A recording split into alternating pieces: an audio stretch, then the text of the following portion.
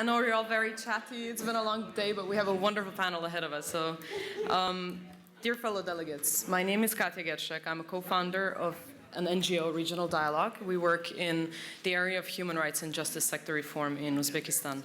So given the topic of this panel, it is a great pleasure to see a room full of future leaders, and that is generally gender balanced. In our modern world, I think women's empowerment is not merely a goal, but it's a cornerstone of equal and just societies. Women raise issues that otherwise get ignored, and they reach out to constituencies that others tend to disregard. They help societies move forward and have shown great talent in helping societies recover from conflict as well. Conflict has a disproportionate effect on women and children, but women historically have been left out of peace and stabilization processes. And the UN Security Council Resolution 1325 calls for full and equal participation of women at all levels on issues pertaining to peace and security. UNSC 1325 is the cornerstone of NATO's component on women, peace and security. And in the past years, I believe that NATO has made significant changes in integrating the gender perspective. And significant and symbolically important step was taken with the appointment of the Special Representative of the NATO Secretary General on Women, Peace and Security in 2012. And it is my pleasure to welcome the distinguished speaker, Ms. Mari Skore, who holds this position today. Ms. Skore, prior to her nomination as a Special Representative, has served as Minister Counselor and Deputy Permanent Representative at the Norwegian delegation to NATO. She has served as Minister Counselor and Deputy Head of Mission at the Norwegian Embassy in Kabul, and previously as Counselor and Legal Advisor at the Norwegian Mission to the UN. So without further ado, I ask Ms. Skore to deliver her opening remarks.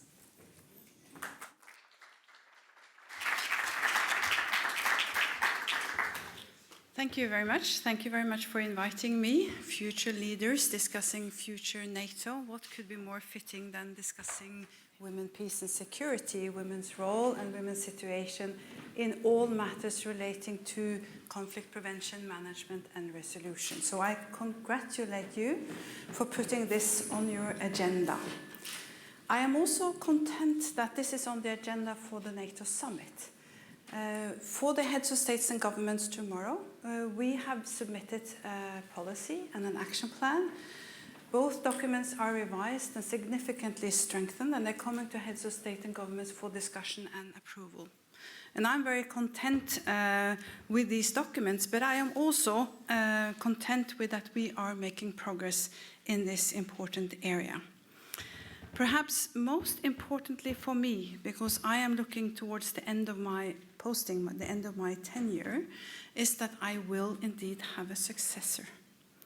I was provided by Norway, so I've been paid by Norway, so in a sense you can say it was not that difficult for the alliance, for NATO, to accept that while we have a policy and action plan, we also need a person to really put pressure on this.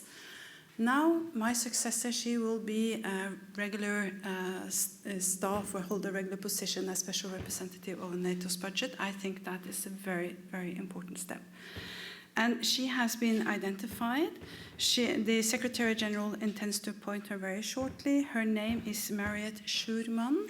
She is Dutch. She is from the Dutch Foreign Service. She has a very extensive experience from the Foreign Service. She is currently their ambassador in the former Yugoslav Republic of Macedonia. She has a very broad experience from countries in conflict or post-conflict, and also with women, peace, security. So I'm sure that with her experience, she will be doing great, and I wish her really all the best. I wish her success. And I think this signifies that women, peace, and security as a priority for NATO is here to stay. So I think that's great. And you are, in a sense, the first crowd that hears this announcement. So this is a historic moment also for you. I think it's been submitted and it's online, but it's a great pleasure to tell you this. Now, I mentioned the policy and the action plan. We have had the policy and an action plan in place for a while. But what we did this spring and this summer, we revised the policy and the action plan. And we did this not in format of 28, not only within the member states of NATO, but with partner nations. So these documents, this framework for our future work has been developed with all the partner nations in the Europe-Atlantic Partnership Council, and partners across the globe has been invited to participate. So we have altogether 56 nations standing behind this policy and this action plan. And this is also very significant. So we have countries like Afghanistan, Australia, Japan, Jordan, and others associating themselves with this policy. I will not go through the whole policy and the action plan with you. It's online, it's public, and this is also a very conscious step that we made the action plan public, so civil society can scrutinize us and keep us accountable. Very important when you make these kinds of plans. But I would like to highlight just a few key objectives that we have identified, which I think is important. The key objective that we have identified in this action plan is that we, NATO, allies, partner nations, we commit to reduce the barriers for women's participation in our institutions. This is very important to bring it home. We know that without participation of women in our institutions, without participation of women in decision-making, we simply miss out a massive pool of competence, talent, experiences. And it will be a disservice to our societies, if we didn't include women in decision-making, in the executive part of our structures. So this is a very important commitment for NATO, and this is the key outcome that we have identified. Last week, I went to Afghanistan. The purpose of that trip was to consult with civil society in Afghanistan. And I participated at a conference arranged by Afghan Women's Network, who submitted their recommendations to NATO in advance of the NATO summit, and also to the Afghan government. And their key recommendations to us is clear. Support women's participation in decision-making, support women's participation in the security institutions, support a safe and secure working environment for these women. Very clear message coming to the NATO summit, and I think as we are planning our post-24 operation, if all the legal arrangements are in place, we will be able to deliver on this. So this is the first point, reduce the barrier for women's participation. The second point that I would elevate for you is that we are committed to reduce the risk for sexual and gender-based violence in conflict in the planning period. The planning period is 2 years, 2014 to 2016. This is a very ambitious goal, of course, and NATO cannot alone deliver on this. It requires a concerted efforts from a broad set of actors and so on and so forth. But the fact that NATO, as perhaps, as we're saying up there, the most powerful alliance in the world, it matters a lot what NATO commits itself to do or not commits itself to do. So this commitment is also extraordinarily important if we are going to make headway. And I just came for a meeting with William Hague, who is, as you know, chairing this global initiative to end sexual violence in conflict. And it's great, to see his commitment, mobilizing ministers and the political will to do something about this, because we have to act. And what will we do in NATO? Well, we have started to train our troops. The training that we are facilitating under NATO auspices is also directing sexual and gender-based violence. Training is key. Of course, it's nations that has to deliver the basic training. Troops come ready-made, right? So we can only top it off. But NATO is also focusing on this. And then we have committed ourselves to develop military guidelines so that the planners, so that the people executing these operations are better enabled to understand how to deal with this phenomenon if they encounter it. And this phenomenon is extremely widespread. It's extremely damaging for individuals, for societies. It's undermining any effort for stability, peace, security. It's undermining everything we want to achieve. So, of course, we have to address this. And the military guidelines, practical training, ensuring that you have the monitoring mechanisms, and ensuring that you work with others in the field, extremely important.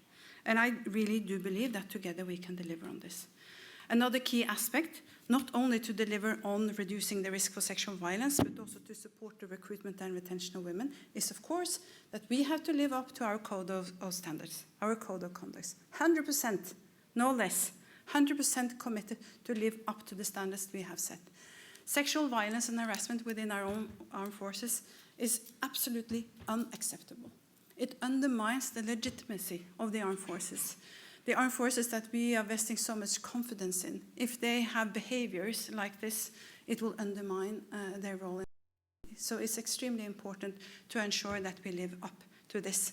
And of course, if we have sexual violence and abuse internally, how can we deal with this when we meet this in a situation of conflict? So this is also extremely important. The third key outcome that I would like to highlight and focus your attention towards is our relation with civil society. When we developed this policy, we did this within the 56 nations that I mentioned. When the policy was ready, we asked civil society from our partner nations and allied nations to come and consult with us, to provide us guidance and recommendations on how we best could implement this policy. So we took those recommendations, we took them back to the negotiation table, and nations picked it up. So the action plan that you see is also a result of that consultation, and that is the first time in NATO's history that we're doing something to this.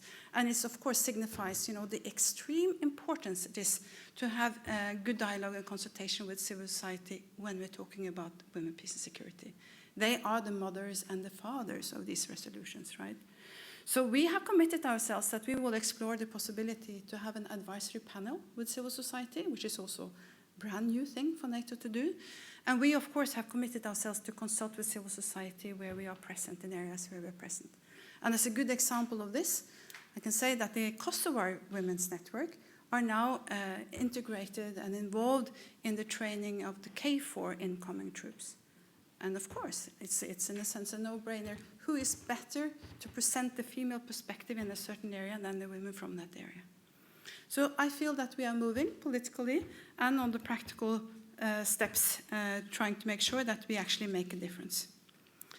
Now, NATO is taking a lead on this. I really sincerely feel that, and we are progressing, but there is still a long way to go. It would not be honest to say otherwise. We really need to have a strategic perspective, and I would say also strategic patience in order to move this agenda. Key aims of NATO policies: it is to make women, peace and security priorities an integral part of our everyday business. It is to change institutional mindsets and behaviors. And within these aims lies also the key challenges, because how do you change the way people think? So we have to realize it takes strategic patience to deliver this. But with the political commitment that I see coming from the ministers, the heads of states, and the nations that are members of NATO, I think it can make a difference. You are perhaps present, but also future leaders. And leadership is everything. And this is a key experience of mine, really key. We will not be able to move this agenda without leadership. We can do what we are doing. We are training, we are strengthening the role of gender advisors, we are improving our planning, focusing our planning, making better prioritization. We are mobilizing political will through cooperation with partners. We are cooperating with international organizations. But we will not really be able to make a big difference, to put it this way, if we do not have the leadership that is required for this. So it's required a political leadership, but also leadership on the executive side. So for you as future leaders, I can say what I expect from a leader. I expect that the leader stands for something. I expect that the leader has a vision. I expect that the leader has a strategic outlook and a clear idea on how to go about to achieve results.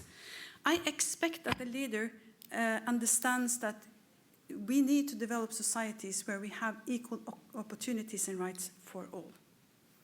So with that, I thank you very much for your attention. I'm looking forward to the discussion. Thank you.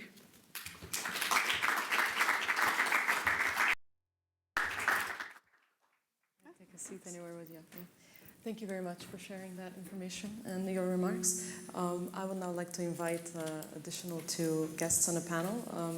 That would be Ms. Arya Nijat and Ms. Hannah Iqbal. They're two very young and impressive young ladies.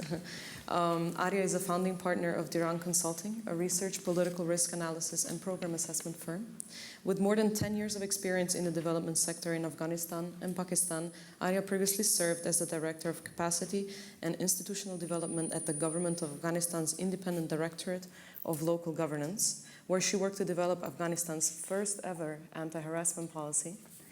And Ms. Iqbal Hana is a policy researcher and human rights advocate working towards the protection of human rights for young refugees within the United Kingdom and globally. She's currently a visiting lecturer at Cardiff University and the University of South Wales, where she teaches undergraduate and graduate level classes on human rights issues revolving around refugees and youth. So thank you for joining us. First, I would like to invite the ladies to give 5 minutes from their own perspectives of their work. Thank you. It's a pleasure and honor to be on a panel together with you, and thank you for listening to us while you're very tired, we know.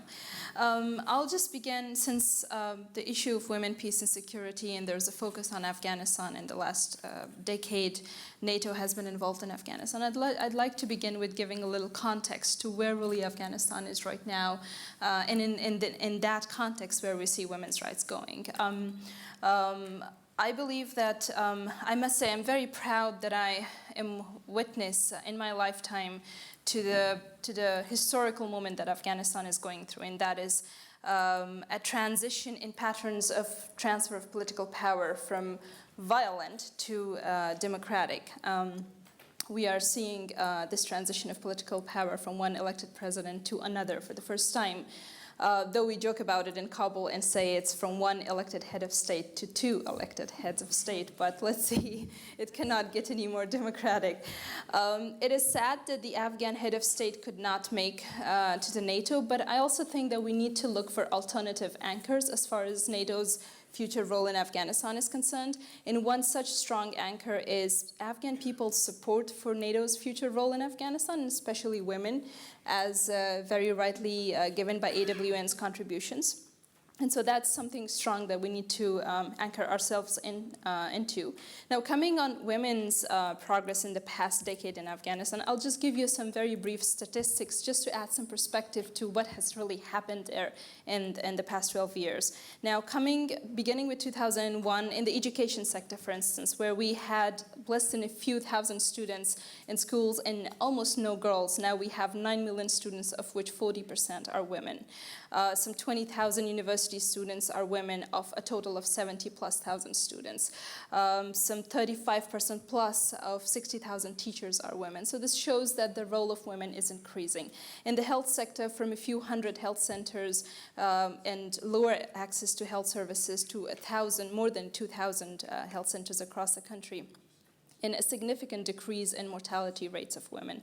A vibrant civil society, which is active in Afghanistan, I would say hundreds of businesses and women-owned and led NGOs that are working in Afghanistan right now very successfully. I'll also come to the legislative and policy side of it. Katya mentioned Afghanistan now has its first ever anti-harassment policy guideline, which just broke the ice. It's a very small step, but at least we have a foot in. And we also have the law on elimination of against women, which is a small step again, given that the implementation has not been very speedy, but still. Afghanistan has one of the best media in the region. The freedom of press and freedom of expression has been extraordinary. In terms of supply, there are like 75 television channels, 175 radio channels, hundreds of publications, and some 60% of population watches TV, so that the access to information we can measure from that. Some 95% have access to radio, which has been there before, and 2/3 of the population, 20 million people, have access to mobile phones and 3G internet, which means they're basically connected to the world. Not to forget the recent election in which women participated tremendously. So I think a lot has been done in the past 12 years that is unprecedented in the history of Afghanistan, but what remains, as was rightly mentioned, enabling women to have a greater role in political decision-making, in governance, and really enabling them to be part of conversations on security, peace, and reconciliation in Afghanistan, as well as at summits like NATO. I was just, while I was tweeting about what we're discussing here, I came across an article that's published today which talks about ISIS making inroads in Peshawar, Pakistan, distributing pamphlets in Dari and Pashto, and asking for support from people in those areas.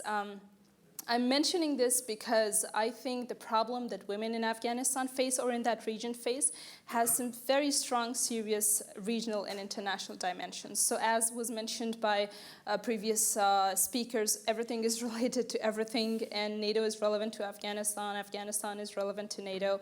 And so if there's going to be a future together, it has to be built jointly, and the effort has to be together. And I think that begins with really contributing to sustaining the gains of the past 12 years through continued and sustained commitment to Afghanistan.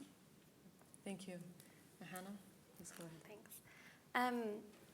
So I've just been asked to talk a little bit about my PhD research and civil society experience with refugee women. And this summit feels particularly pertinent for me because only earlier this year, maybe January, February, I was conducting my PhD fieldwork maybe 20 minutes, sometimes maybe 10 minutes from where we are.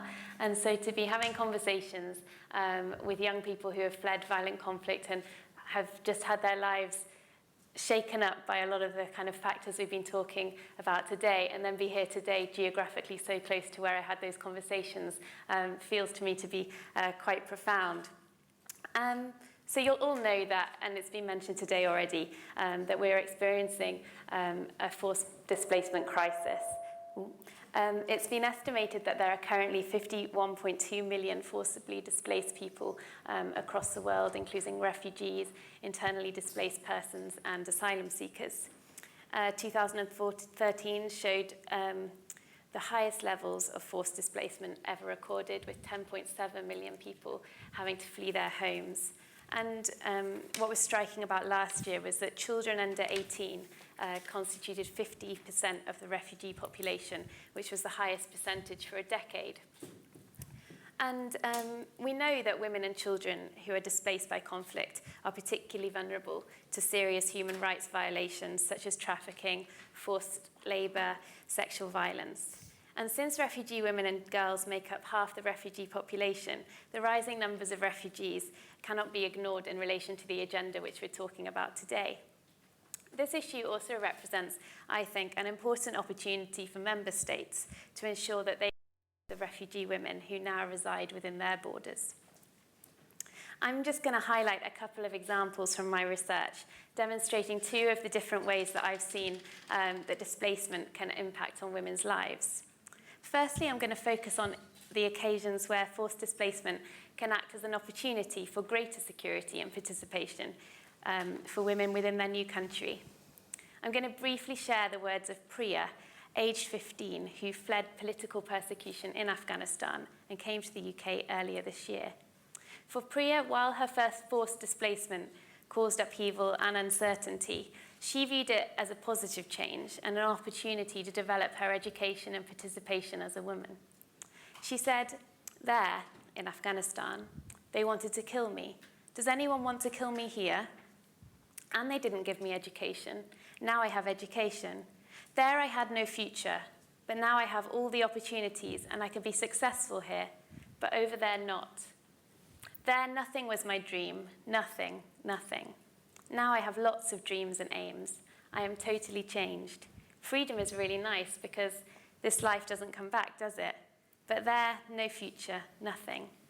And Priya's words demonstrate how interrelated issues of women's personal security are with their full participation in society. For Priya, it was only when she was safe and had left the situation where her life was at risk that she could start thinking about her future or educational prospects. And this is important because it shows us how women's personal security and their full participation in society and the security of the state cannot be understood in isolation. Instead, each of these aspects are related to each other, and if effective, will lead to the sustainable security solutions for individual women.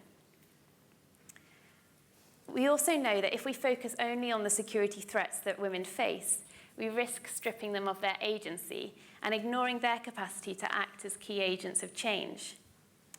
However, unfortunately, amongst the young women I met, Priya's situation was rare, since she had received her refugee status, so had indefinite leave to remain in the UK.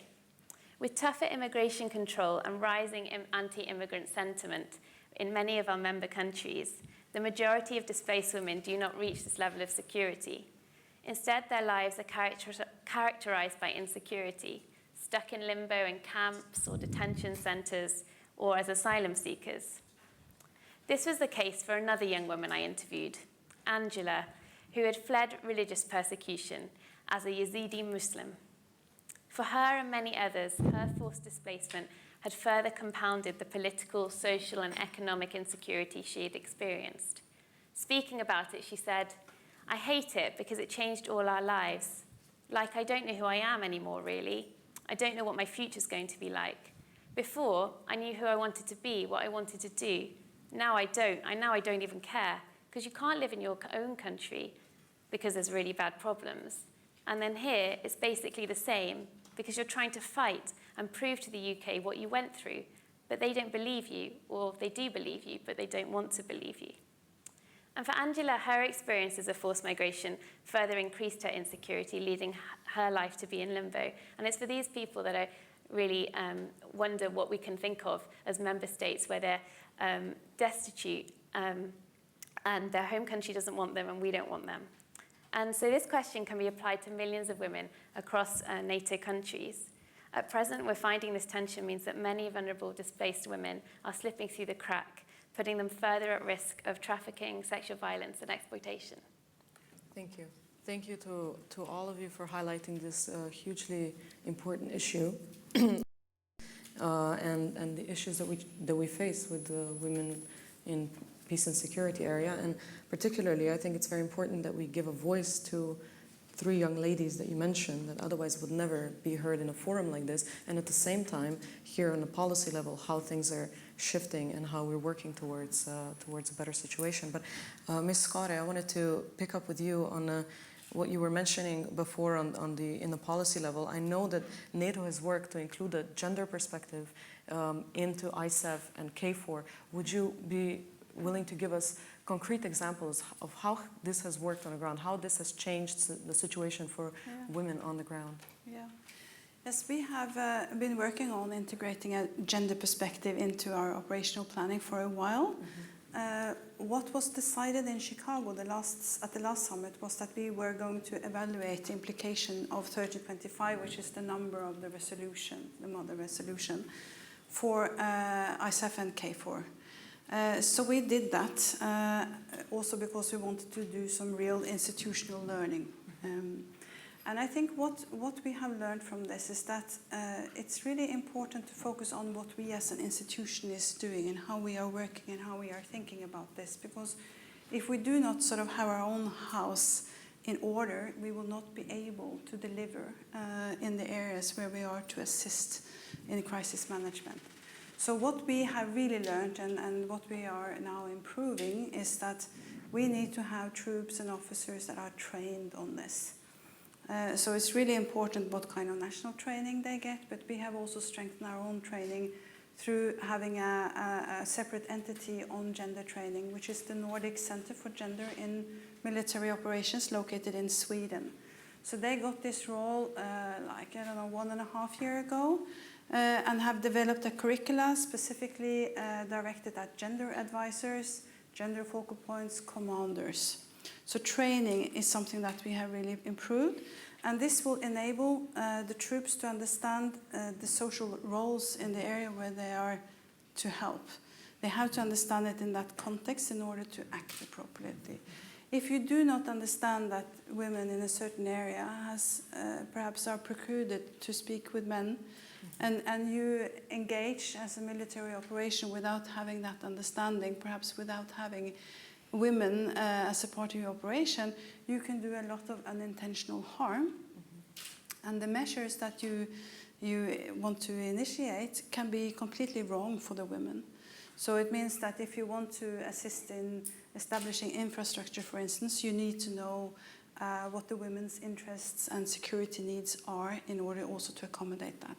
So the training to have that understanding is really important. Then, of course, we realize that there is a little bit to walk, to put it this way, before everybody has this competence. So the role of gender advisors have also been strengthened. The first gender advisor in ISAF came in 2009. So we have 5 years of experience with this, and I think that is also a function that We have strengthened the function by putting the gender advisor much closer to the commander. His or her role will be to advise the commander on how she or he could execute the operation. And we also strengthened the training. And what we also learned, which I refer to, is that we need to have women on board in the operations in order to interact with the whole of the population. So I think these are real lessons learned for us. And it's not only that it's lessons identified, but it's something that we as an institution have learned and to work a little bit differently. And now, when we are planning for a post-2014 mission in Afghanistan, it's the first time where we have sort of the gender perspective integrated right from the beginning of the planning. And in this context, it means that when we are ready to conduct a train, advise, and assist mission, provided that all conditions are in place, we are also committed to train on gender, to provide assistance on gender training. We are committed to support the recruitment and retention of women and to support the institutional capacity building that takes.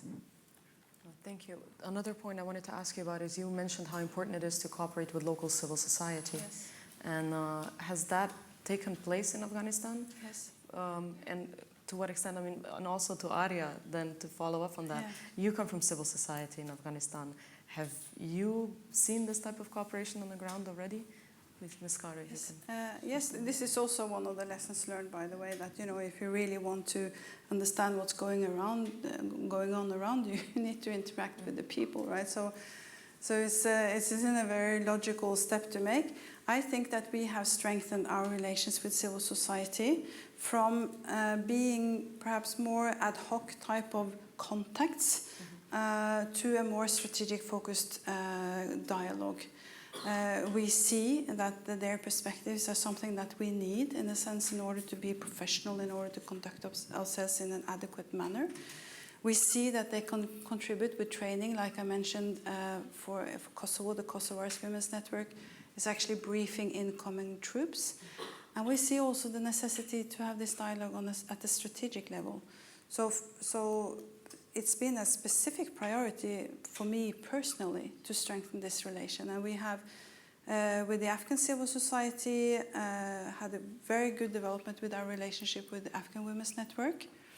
Afghan Women's Network, they have developed a series of reporting on women and security in transition. And they have presented their findings to us. They have discussed it within NATO, with NATO member states, and also in other contexts. And this is a way for civil society to shape our thinking. So this kind of very systematic, very analytical, very sort of thorough work is helping us and is shaping the way we are thinking. Just to follow up on that, I think the growth that the civil society sector in Afghanistan has witnessed in the past 12 years is unprecedented. Part of it is mushrooming growth, which we think with decreasing support would, some of it will vanish. But some of the civil society organizations that have worked, that have roots, that have connections to actual realities of Afghanistan would get through this period. And those are the ones that would then become genuine partners for the international community and international civil society organizations to work with. But I think there's always space for improvement. One thing that I would humbly point out towards is an increasing focus that has been on more supply-driven individual capacity building, which I'm happy to hear is going to shift more towards supply-driven institutional capacity building. There are also conversations about, for instance, we now have a Ministry of Women Affairs in Afghanistan, which is considered an important institution, but unfortunately, to the disappointment of many, the Ministry of Women's Affairs have not been able to really be as efficient and effective as expected, partly because in a country where women are considered secondary citizens, if you allocate an institution to deal with only women's affairs, you cannot but make them becomes secondary in everybody's perception. And so we kind of condemned the Ministry of Women Affairs in this. And I think this was a very good intention, but unfortunately it led to an institutional mishap that has not really been effective. But I'm glad that in Afghanistan now this situation is being discussed, argued about, and there are conversations on it, and conversations and a conflict of opinion on that I think will lead us somewhere useful. Thank you. I would like to open it up to the audience as well, if anybody has. Yeah, please go ahead. Harwa. Harwa Juric from Croatian Foreign Ministry. I just have a question for Arya. So you mentioned all these gains that were for women in Afghanistan, and it does sound great, but how do you feel, what do you really think will happen in 5 years? How do you see the situation? Will some of the momentum, not some of the momentum will be lost? How do you feel, what will happen in 5 years? Thank you. Shall we take another question and then, yeah, please go ahead. Gina.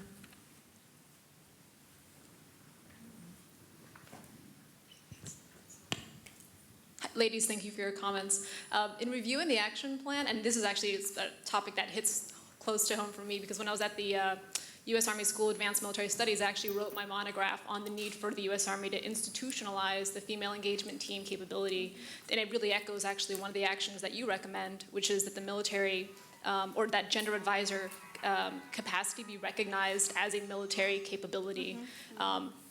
How far those recommendations are going to be taken or actually actioned is up in the air. So that's my question to you: is it's an action, but if the host nations are not willing to go that far as to recognize it as a military capability, what is the recourse for that? And secondly, what role, if any, do you see for the gender advisor capacity to play with respect to the NATO reaction force? And I ask that because one of the strongest advocates for the female engagement teams were really the soft communities, based on the access that they were able to facilitate as they partnered with the soft forces that they went into villages and did what they needed to do. So how does that capability complement, if at all, the NATO reaction force? Okay. Shall we take another one and then? Yeah, sorry. You can open it. So you have a question? Okay. Yeah. I'll do another. Thank you for very interesting presentations. I have a question. What is the percentage of women soldiers within the NATO forces in all the member countries?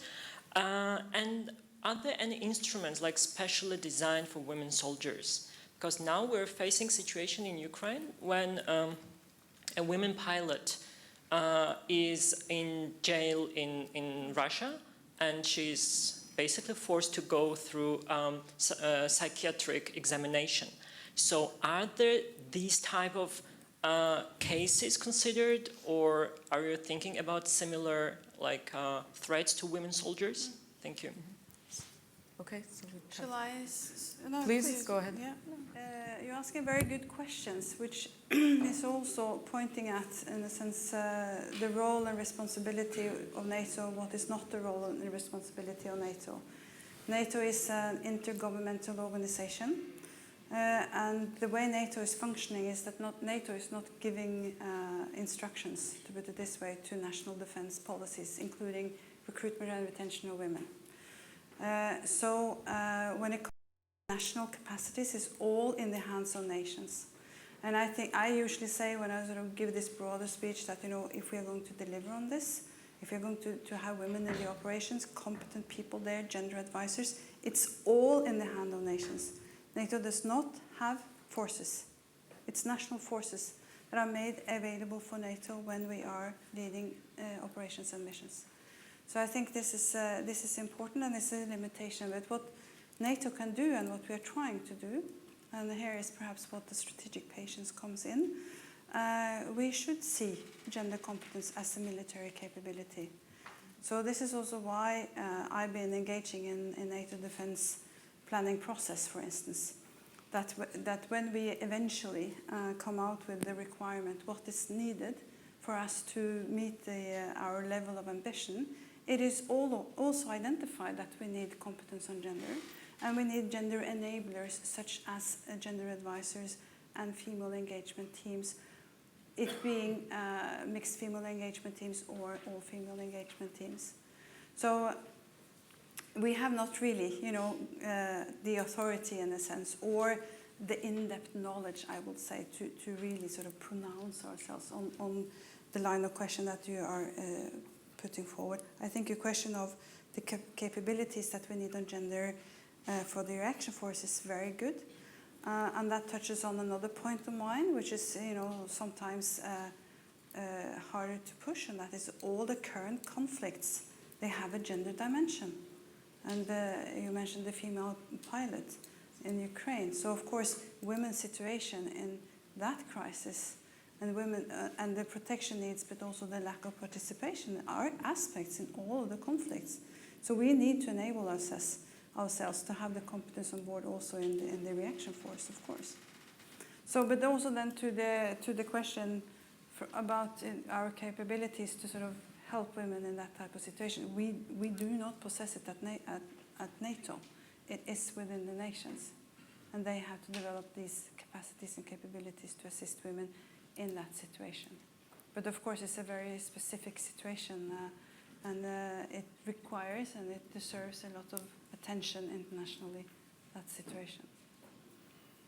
And then percentage of female soldiers. Again, these are national forces. We do collect information. We do collect, or we do also facilitate exchanges of best practices when it comes to recruitment and retention of women and gender training. According to our figures, the percentage of women within the allied armed forces are between 2 and 20%. So big gap, and the overall gender gap is quite big. So what we do when we pronounce ourselves, the Secretary General and myself, is that this is a gap that we should close. But it's of course up to nations how they would close it. But when we had this last exchange of best practices, that was this spring where we focused on this, it came through, that of course if you want to have women in the armed forces, you need to have a targeted recruitment policy, you need to have good family policies, and you need to have armed forces that are free of sexual harassment and abuse. Okay, so very quickly, the past 12 years was a very intensive period of reform. Now, what reform signifies is disequilibrium. It disturbs the patterns that have existed for years. That disequilibrium causes pain for some and loss for some. And that loss and pain then makes people resist the process of reform change. And when I face the question of, so what do you think really, the data looks fantastic, but what do you think would really happen? I think this question is based on the assumption that there is significant resistance to the reform. I am hopeful. Why I'm hopeful? One, because if there is no hope, we can really stop living then. Secondly, I think there is increasing awareness on the part of Afghan government, Afghan civil society organizations, as well as our international partners, that we need to, when we implement reform and introduce reform programs, we need to identify the loss that's associated with reform and acknowledge it and communicate our acknowledgement to sections of society that would face that loss. And that then increases the capacity of those sections to embrace and own the process of reform. So given that there's increasing awareness on this and there's a conversation on this going on, I am very hopeful for the future. Thank you. I will take 2 more questions and then we'll have to conclude. Please go ahead. Yes, hello. My question is mostly for Ms. Skar. My name is Marta Dovka. I'm a military officer in the Canadian Armed Forces. I'm very pleased about the discussions that we have been including regarding sort of the numbers of women and enabling teams and so on. But my concern is sort of even above that. I think we're having a lot of these issues because we sort of lack that willingness to integrate our militaries full scale. So even though we've had female soldiers and officers dying in combat in the last 12 years, there are still a disproportionate number of NATO members that resist full-scale integration of women into these positions and into these jobs. And that really relegates them from a lot of the sort of more senior command positions. So my question is to you, ma'am, what is NATO doing in order to sort of advance specifically the issue of gender integration into combat arms, special operations, that sort of thing? Thank you. Second one. Zainal from Turkey. As a member of Women in Nuclear and studying nuclear in the United States, I think can relate to the discussions in here just from the opposite side.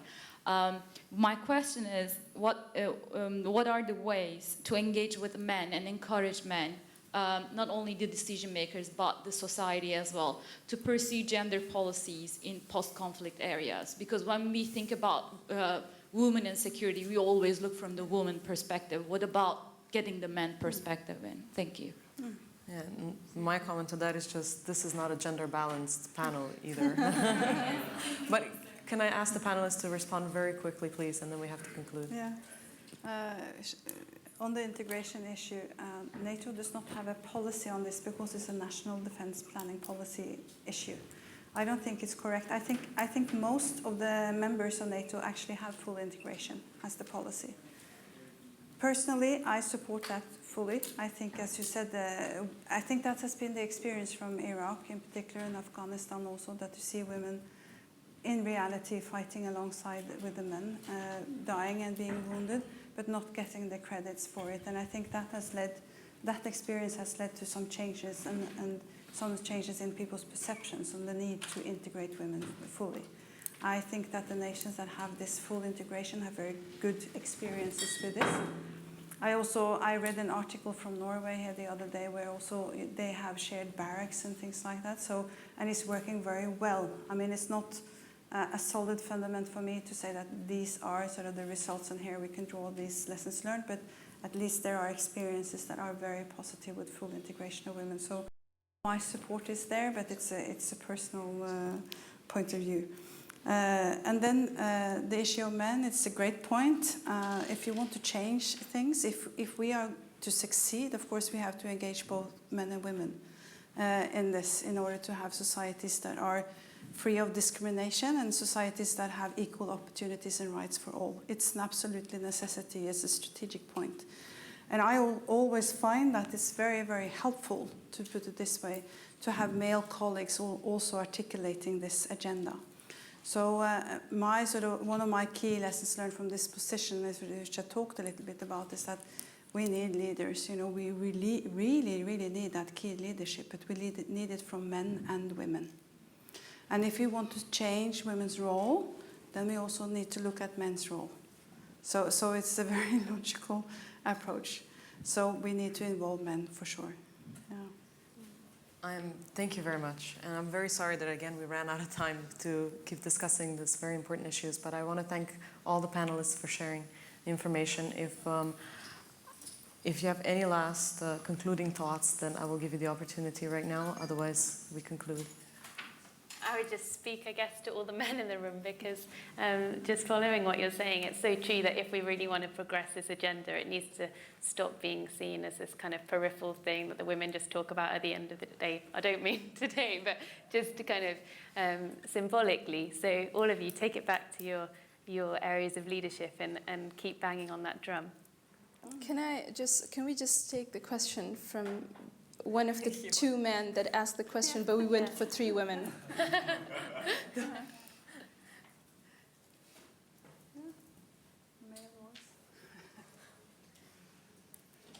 Scott Irwin from the United States. My question actually was for Hannah, and asking her about how we can put the issue of forced migration on the agenda for NATO.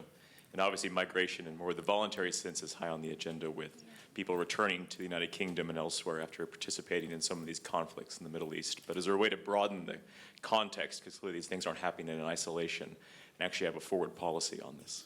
Yeah, I think it's just really important not just to focus on it as a security issue in terms of extremism and terrorism, and to remember just from those were tiny snippets of, you can imagine all the people's lives, and just remembering that it's a massive human rights issue and the scale of it is like none we've seen before. So I think it's just repeating that and remembering that alongside our own interests in terms of, are these people going to come back and impact our own countries differently, but also thinking about all the people stuck in limbo across the world. Thank you. It's our brilliant organizers are signaling to me. I do have to conclude the panel. Thank you very much for your wonderful questions, and I hope we continue this.